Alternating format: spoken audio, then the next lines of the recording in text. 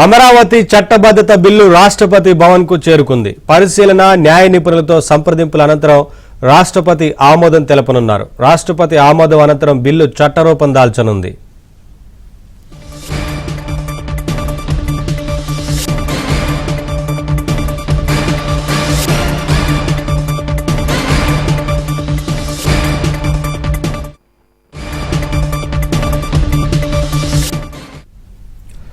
అమరావతి చట్టబద్ధత బిల్లు రాష్ట్రపతి భవన్ కు చేరుకుంది. పరిశీలన న్యాయ నిపుణులతో సంప్రదింపుల అనంతరం రాష్ట్రపతి ఆమోదం తెలపనున్నారు. రాష్ట్రపతి ఆమోదం అనంతరం బిల్లు చట్టరూపం దాల్చనుంది. అప్డేట్స్ మా ఢిల్లీ బ్యూరో చీఫ్ కృష్ణ అందిస్తారు. కృష్ణ, రాష్ట్రపతి భవన్ కు అమరావతి చట్టబద్ధత బిల్లు చేరుకున్నట్టు తెలుస్తా ఉంది కదా, ఏంటి అప్డేట్స్? నవీన్, అమరావతిని ఆంధ్రప్రదేశ్ ఏకైక రాజధానిగా చట్టబద్ధం చేస్తూ ఆంధ్రప్రదేశ్ పునర్విభజన చట్టం 2026 బిల్లు పార్లమెంటు ఆమోదం పొంది రాష్ట్రపతికి చేరుకోవడం అన్నది రాష్ట్ర చరిత్రలో ఒక కీలక మలుపు అనే చెప్పొచ్చు. పార్లమెంట్ కూడా గ్రీన్ సిగ్నల్ ఇచ్చింది. ఏదైతే ఉభయ సభల్లో సుమారు 5 గంటల పాటు సుదీర్ఘ చర్చ జరిగిన తర్వాత ఎలాంటి మార్పులు లేదా సవరణలు లేకుండా ఈ బిల్లును ఆమోదించారు. ప్రస్తుతం ఈ బిల్లు రాష్ట్రపతి ద్రౌపది ముర్ము దగ్గర ఉంది. సాధారణంగా రాజ్యాంగపరమైనటువంటి అంశాలు ఉన్నప్పుడు రాష్ట్రపతి న్యాయ నిపుణులతో సంప్రదింపులు జరిపి సంతకం చేస్తారు. ఈ రోజు సాయంత్రం లోపు ఆమె ఆమోద ముద్ర వేసే అవకాశం ఉంది అన్నది మనకు అందుతున్నటువంటి సమాచారం.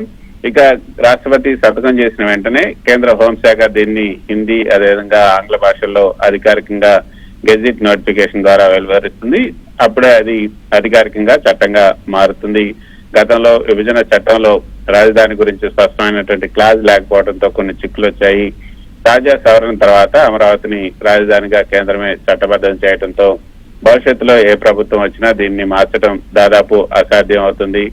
పార్లమెంట్ లో బిల్లు ఆమోదం పొందడం అంటే అమరావతి నిర్మాణానికి అయ్యే నిధులు, మౌలిక సదుపాయాల కల్పనలో కూడా కేంద్ర ప్రభుత్వానికి కూడా ప్రత్యక్ష బాధ్యత ఉంటుంది.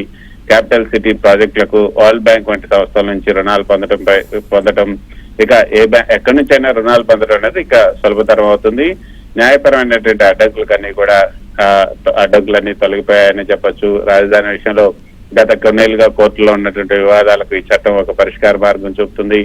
పార్లమెంట్ సవరణ చేసిన తర్వాత న్యాయపరమైనటువంటి సవాలు నిలబెట్టడం అన్నది కష్టం. ఇంకా రాష్ట్రపతి ఆమోదం పొందిన తర్వాత గెజిట్ నోటిఫికేషన్ వెలువడితే అమరావతిలో కూడా పెట్టుబడులు పెట్టడానికి అంతర్జాతీయ కంపెనీలు కూడా ముందుకు వస్తాయి. రియల్ ఎస్టేట్ అదేవిధంగా ఐటీ రంగాల్లో కూడా భారీ పురోగతి ఉండే అవకాశం ఉంటుంది. సో మొత్తానికి అమరావతి రైతుల సుదీర్ఘ పోరాటానికి, ఆంధ్రప్రదేశ్ ప్రజల ఆకాంక్షకు ఈ బిల్లు ఒక ముగింపు పలకనుంది. రాష్ట్రపతి ఆమోదం లభించిన క్షణం నుంచి అమరావతి కేవలం ఒక ప్రాంతం మాత్రమే కాదు, భారత రాజ్యాంగం గుర్తించిన ఆంధ్రప్రదేశ్ రాజధానిగా అవతరిస్తుంది. Thank you Krishna, thanks for the updates.